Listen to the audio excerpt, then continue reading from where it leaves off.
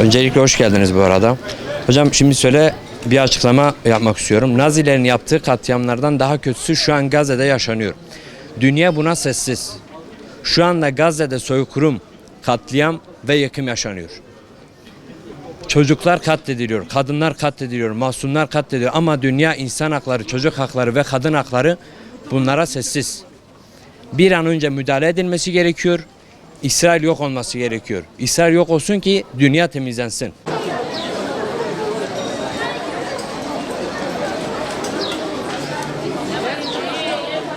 Yani Kudüs sadece benim için değil, bütün ümmet için çok şey ifade ediyor.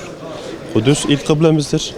Yani Hazreti Ömer'in fethettiği, bize emanet bıraktığı bir yerdir. Bütün Müslümanların ortak hedefidir yani. Da İsrail'in işgali altındadır.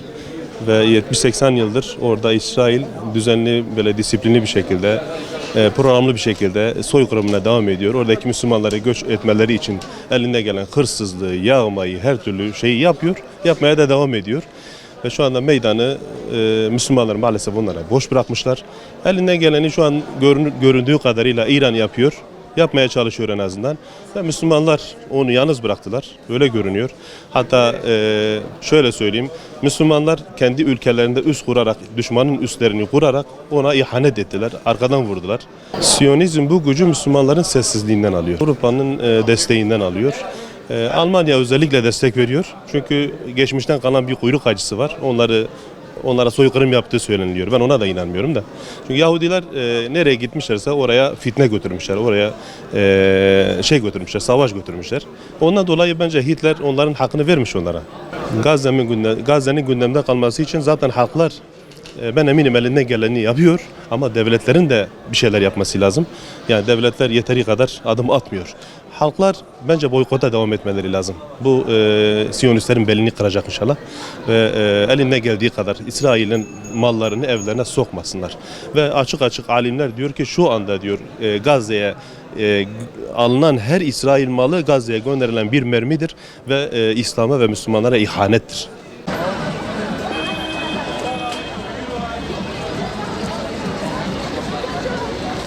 Ne söylemek istiyoruz? Çok acı bir olay yaşanıyor. Çünkü millet çok perişan, abluk altındadır. Sana söyleyeyim, yani anlatılmaz yani. Gerçekten de soykırımdır. Gerçekten de insanlar orada çok acı durumda. Ne sular, ne yiyecekler orada bırakılmıyor. Abluk altındadırlar. Yani gerçekten anlatılacak bir şey yok yani çok zor. Ne yapmak gerekiyor? Bütün bu İslam ülkeleri bir araya gelip de bunu gerçekten de bunu kırmaları lazım. Çünkü şimdi İran, Türkiye mesela bunlar İslam ülkeleri bir araya gelip de bunları destek olmaları lazım. Yoksa tek tek hepsi bitirecektir. Yani işlere devam etmeleri lazım. Çünkü bu Yahudiler ancak şeyden anlarlar. Bu anlayacakları ancak yani karşında böyle cesur şeylerden anlarlar. Böyle şeyden anlamazlar başka. Çünkü Yahudiler çok maltli bir necistir. Bir çare dediğimiz gibi Müslümanlar bir araya da olmaları lazım ve bu dehşete, bu soykırıma karşı çıkmaları lazım.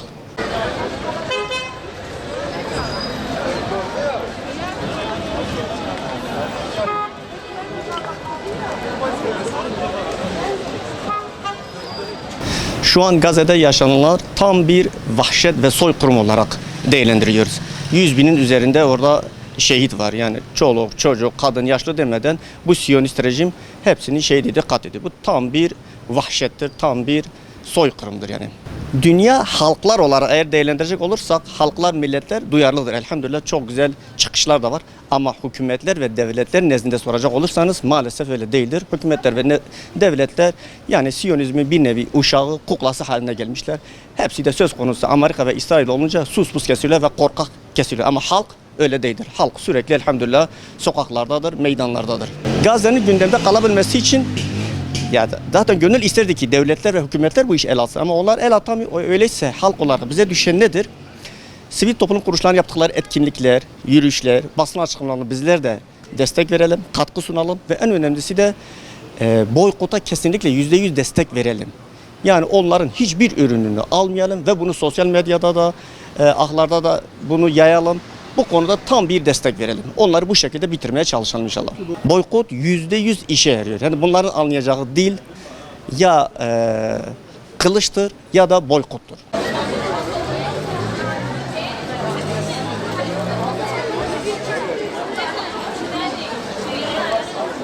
Gazze ile ilgili duygularımız yani onların artık ihanete uğradığını Müslümanlar tarafından düşünüyorum.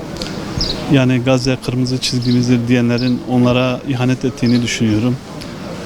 Gazze deyince aklıma şehadet geliyor.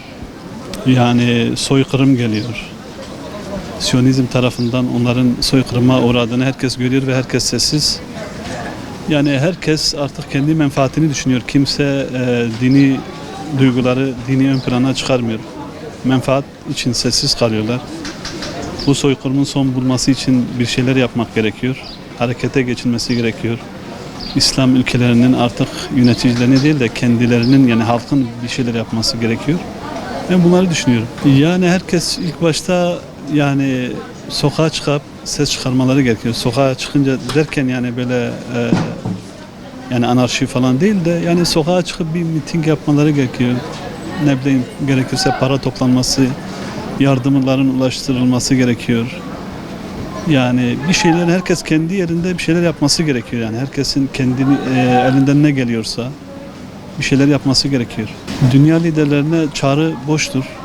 Dünya liderlerinden çok dünyanın halklarına seslenmek istiyorum. Onların bir şeyler yapması gerekiyor. Dünya liderleri çünkü herkes bellidir yani herkesin kimin emrinde olduğu az çok bellidir. Yani halkların bir şey yapması gerekiyor. Yoksa liderlere kalsa onlar orada zaten görüyor ne olduğunu. Onların eliyle yapılıyor büyük ihtimal yani onu düşünüyorum. Çünkü yardımların bile ulaşmasını engelliyorlar yani o derece. Son olarak Allah yardımcıları olsun. Yani onlar kalbimiz onlarla. Bu da imanın en düşük hali artık. Yani inşallah elimizden de bir şey gelseydi yapsaydık iyi olurdu yani. Boykot yapıyorum mesela ben 200 senedir. Hatta o boykot başladığından beri ben evime hiç ne deterjanlarını, ne şampuanlarını, ne kolalarını hiçbir şeyini almıyorum. Yani en azından elimizden bu geliyor yani.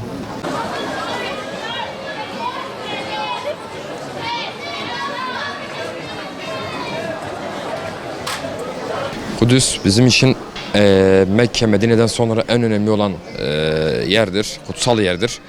Hele ki en önemli şey de zaten Peygamber Efendimizin de peygamberlerin 124 bin peygamberin orada namaz kıldırdığını biliyoruz zaten. Bundan dolayı da çok önemli bir yerdir. Yani bizim için önemli olan budur zaten. Mekke, Medine'den sonra aynen ilk kıblemizdir zaten Kudüs. Bunları diyebilirim. Yok, kesinlikle Kudüs'ten vazgeçmeyiz ki Müslümanlar da vazgeçmemelidir. Ama lakin görüyoruz ki dünyanın hiçbir şekilde umurunda değil bunlar. Her şey gösteriştir. Mesela Kudüs'e bir saldırı olduğu zaman da hiçbir şekilde bir gün tek konuşuluyor, 100 gün susuluyor. Ama bir konser olduğu zaman 100 gün konuşulup bir gün susuluyor. Yani Kudüs bizim için çok önemlidir. Dediğim gibi Mekke, Medine'den sonra en önemli ilk kıblemizdir. Yani Gazze'nin gündemde kalabilmesi için neler yapılabilir? Yani bizim elimizden gelen bir şey yok. Sadece hani boykota devam diyebilirim. Boykot ürünlerini kesinlikle almamamız lazım. Çünkü İsrail'e destektir boykotlar. Zaten İsrail'de bir Siyonizm olduğu için bizim bu Siyonizmi zaten direkt ortadan kalkması lazım ki dünya huzura gelsin. Zaten Siyonizm olmazsa uçurum da olmaz düşüncesiyle yola çıkabiliriz ama dediğim gibi Siyonizmin direkt dünyadan kalkması lazım. Siyonizmin en büyük Siyonizmi İsrail'dir zaten.